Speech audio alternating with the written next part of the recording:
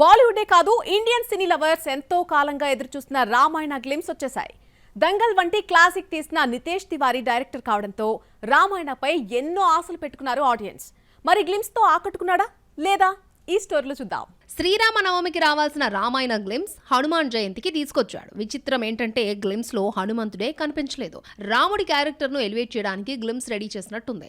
చివరకు సీతగా నటించిన సాయి పల్లవికి చోటు దక్కలేదు. సీతగా ఎవరు నటించారో తెలియనంత లాంగ్ షాట్స్ లో చూపించాడు దర్శకుడు. రామాయణ గ్లిమ్స్ మరొకసారి ఆది పురుష్ ను గుర్తు చేసిందంటూ కామెంట్లు వినిపిస్తున్నాయి. విఎఫ్ఎక్స్ పేరు చెప్పి భారీ యాక్షన్ సీన్స్ తీస్తున్నామని చెబుతున్నా రియాలిటీ కొరవడింది. ఆది పురుష్ లో వానర సైన్యంతో యుద్ధం ఒక కింగ్ కోబ్రా గొరిల్లా ఫైట్ గా మిగిలిపోయింది. చివరికి రణబీర్ రామాయణ కూడా ఇదే కాన్సెప్ట్ తో భయపెట్టింది. ఆది పురుష్ పెద్ద పాఠం నేర్పినా రామాయణ దర్శకుడు నితేష్ తివారీ ఏమీ నేర్చుకోకుండా శ్రీరాముడు మాన్స్టర్స్ మధ్య వార్ని క్రియేట్ చేశాడు. ఆది పురుష్ షూటింగ్ టైంలో సినిమా మోషన్ క్యాప్చర్ టెక్నాలజీతో రూపొందుతోందని దర్శకుడు ఓం రౌత్ చెప్పాడు. వానర సైన్యం సీన్స్ కోసం ప్లానెట్ ఆఫ్ ద ఏప్స్ లో కనిపించే టెక్నాలజీని వాడుతున్నట్టుగా ప్రచారం చేశారు. ఇదే తరహా సాంకేతికతను రామాయణకు వాడుతున్నారని టాక్ స్ప్రెడ్ అయింది. దీంతో నితేష్ ని టార్గెట్ చేస్తూ ఓం రౌత్ లా మరొక ఆది పురుష్ తీస్తున్నావా అంటూ కామెంట్లు చేశారు నెటిజన్లో. చివరికి దీన్నే నిజం చేశాడు దర్శకుడు. రామాయణ 2 పార్ట్లుగా రూపొందుతోంది. ఫస్ట్ పార్ట్ ను 2026 దీపావళికి, సెకండ్ పార్ట్ ను 2027 దీపావళికి రిలీజ్ చేస్తున్నట్టు ప్రకటిస్తూ వీడియో రిలీజ్ చేశారు.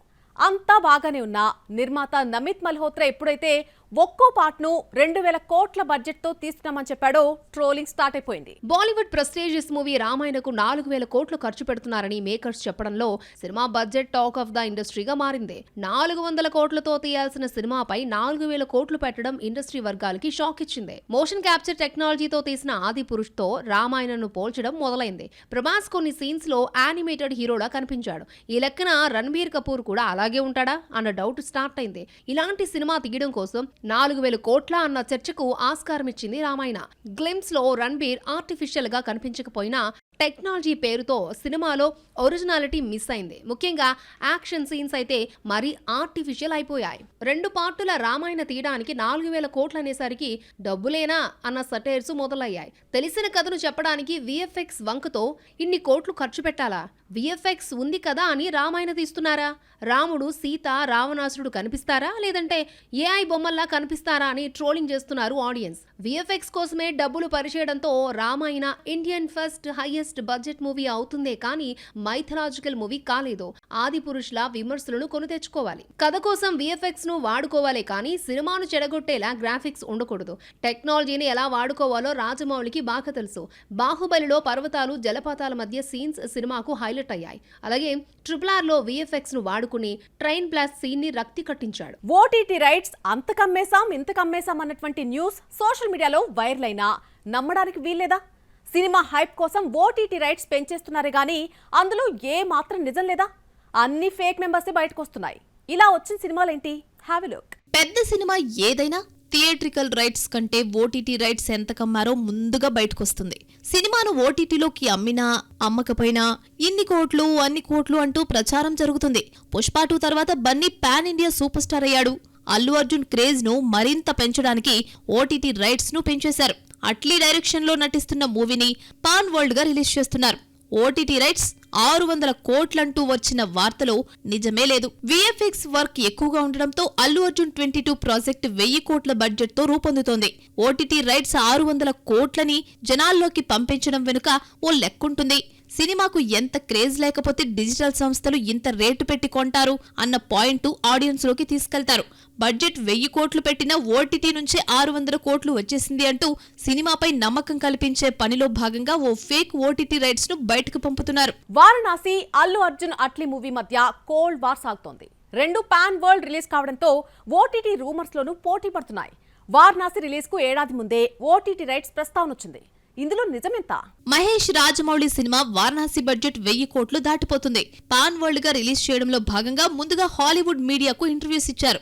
1300 కోట్లతో ఇండియాలో హైయెస్ట్ బడ్జెట్ మూవీ అన్న న్యూస్ కూడా స్ప్రెడ్ అవుతుంది. అయితే ఇందులో సగం ఓటీటీ రూపంలో వస్తోంది అంటూ ప్రచారం మొదలైంది. వారణాసి అన్ని భాషల ఓటీటీ రైట్స్ ను 650 కోట్లకు అమ్ముతున్నారన్న వార్త కూడా గాసిప్పే. ఇంతవరకు 300 కోట్లు ఓటీటీ రైట్స్ దాటిన ఇండియన్ మూవీ లేదు. అయితే కల్కిని అమెజాన్, నెట్ఫ్లిక్స్ నెట్ఫ్లిక్స్ కలిపి 375 కోట్లకు కొన్నాయి. RRR 300 కోట్లు పలికిన నెట్ఫ్లిక్స్, డిస్నీ ప్లస్, హాట్స్టార్ కలిపి ఓటీటీ రైట్స్ సొంతం చేసుకున్నాయి. రెండు ఓటీటీ దిగ్గజాలు కలిసినా ఇంతవరకు ఇండియన్ మూవీ ఓటీటీ రైట్స్ 400 కోట్ల మార్కు చేరలేదు. వారణాసి పాన్ ఇంటర్నేషనల్ మూవీ కావడంతో ఓటీటీ రైట్స్ 500 కోట్లకు చేరే ఛాన్స్ ఉంది. అప్పటి వరకు ఇలా ఓటీటీ రైట్స్ ను కోట్లతో ముంచుతూనే ఉంటారు. పెద్ద ఓటీటీ రైట్స్ ను నెట్ఫ్లిక్స్ తీసుకుందని తెలిసిందే. పాన్ ఇండియాగా రిలీజ్ అవుతున్న ఈ సినిమాను అన్ని భాషల్లో కలిపి 105 కోట్లకు అగ్రిమెంట్ జరిగింది. అయితే సినిమా పోస్ట్ పోన్ అయితే మాత్రం 105 కోట్ల రైట్స్ లో 30% తగ్గిపోతుందట. తెలుగు సినిమాకు అర్జెంటుగా ఒక హిట్ కావాలి. 1000 కోట్లు 500 కోట్లు సినిమా తర్వాత సంగతి. కొన విపృతో ఉన్నటువంటి తెలుగు ఇండస్ట్రీకి ఊపిరి పోసే సినిమా రావాలి. ఫిబ్రవరి, మార్చిలో ఒక్క హిట్ లేదు. మరి ఏప్రిల్ మూవీస్ అయినా బాక్స్ ఆఫీస్ ను మెప్పిస్తాయా? ఈ స్టోరీలో చూద్దాం. 2026 మొదలై అప్పుడే 3 నెలలు అయిపోతోంది. రిజల్ట్ ఎలా ఉందంటే ఎప్పటిలాగా 10% సక్సెస్ కూడా కనిపించటం లేదు. సంక్రాంతి హిట్స్ ఆ 3 సినిమాలు తప్ప మరో హిట్ కనిపించటం లేదు. ఫిబ్రవరి, మార్చిలో సరైన హిట్ పడకపోవడం షాక్ ఇస్తోంది. సంక్రాంతికి 5 సినిమాలు వస్తే 3 హిట్ అయ్యాయి. అప్పటి నుంచి ఇప్పటి వరకు మరో హిట్ పడలేదు. మనశంకర వరప్రసాద్, అనగనగా ఒక రాజు, నారీ నారీ నడుమ మురారి మాత్రమే లాభాలు తీసుకొచ్చాయి. బ్లాక్ బస్టర్ అంటే మనశంకర వరప్రసాద్ ఒక్కటే. 3 నెలలు గడిచిందో లేదో కానీ విని ఫ్లాపులు పడ్డాయి. రాజాసాబ్ 50% నష్టాలు తీసుకొస్తే ఉస్తాద్ భగత్ సింగ్ డిస్ట్రిబ్యూటర్స్ 60% నష్టాలు చూడాల్సి వచ్చింది. ఫిబ్రవరి, మార్చిలో ఒక్కటంటే ఒక్క హిట్ కూడా చూడలేదు. తెలుగు బాక్స్ ఆఫీస్ ఒక్కసారిగా డల్ అయిపోయింది. ఫిబ్రవరిలో వచ్చిన సినిమాల్లో కాస్త కూస్తో కపుల్ ఫ్రెండ్లీ బ్రేక్ ఈవెన్ కు దగ్గరకు వచ్చి బెటర్ మూవీ అనిపించుకుంది. 2 నెలలుగా ఒక్క స్ట్రైట్ మూవీకి సక్సెస్ దక్కలేదు. దురంధర్ 2 మాత్రమే మెప్పించింది. ఫిబ్రవరి, మార్చ్ అన్ సీజన్ కావడంతో సరిపోయింది. సమ్మర్ హాలిడేస్ కలిసొచ్చిన ఏప్రిల్ పైనే టాలీవుడ్ చాలా ఆశలు పెట్టుకుంది. నారీ నారీ నడుమ మురారితో హిట్ కొట్టిన శర్వానంద్ బైకర్ గా 3 సక్సెస్ కంటిన్యూ చేస్తాడేమో చూడాలి. మరి 3న బైకర్ తో పాటు హర్రర్ కామెడీ రాకాస రిలీజ్ అవుతోంది. కమిటీ కుర్రాళ్లతో గద్దర్ అవార్డు అందుకున్న నిహారిక కొణిదెల ఈ సినిమాకు నిర్మాత కాగా, మానస శర్మ డైరెక్టర్ గా పరిచయమైంది. సంగీత్ శోభన్, నయన్ సారిక జంటగా నటించారు. ఇప్పటికే చాలా సార్లు వాయిదా పడిన అడవిశేష్ డెకాయిట్ 10న రిలీజ్ అవుతోంది. 2 ఏళ్లకో సినిమా తీసి minimum guarantee hero అనిపించుకున్న Adivi Sesh dacoit పై నిర్మాతలు చాలా ఆశలు పెట్టుకున్నారు. ఫ్యామిలీ స్టార్ ఫ్లాప్ తర్వాత మృణాల్ డెకాయిట్ తో అదృష్టం పరీక్షించుకుంటోంది. సినిమాకు రేంజ్ పెంచుకుంటున్న ప్రదీప్ రంగనాథ్ డ్యూట్ తర్వాత 10న లవ్ ఇన్సూరెన్స్ కంపెనీతో థియేటర్స్ లోకి వస్తున్నాడు. నయనతార భర్త విఘ్నేష్ శివన్ డైరెక్షన్ లో ఈ సినిమా రూపొందుతోంది. అనిరుద్ మ్యూజిక్ ఇవ్వగా ప్రదీప్ తో కృతి శెట్టి జతగడుతోంది. ఏప్రిల్ 30న రావాల్సిన పెద్ది వాయిదా పడుతుందన్న ప్రచారం జోరుగా సాగుతోంది. ఈ లెక్కన సమ్మర్ హవా అంతా చిన్న సినిమాలదే.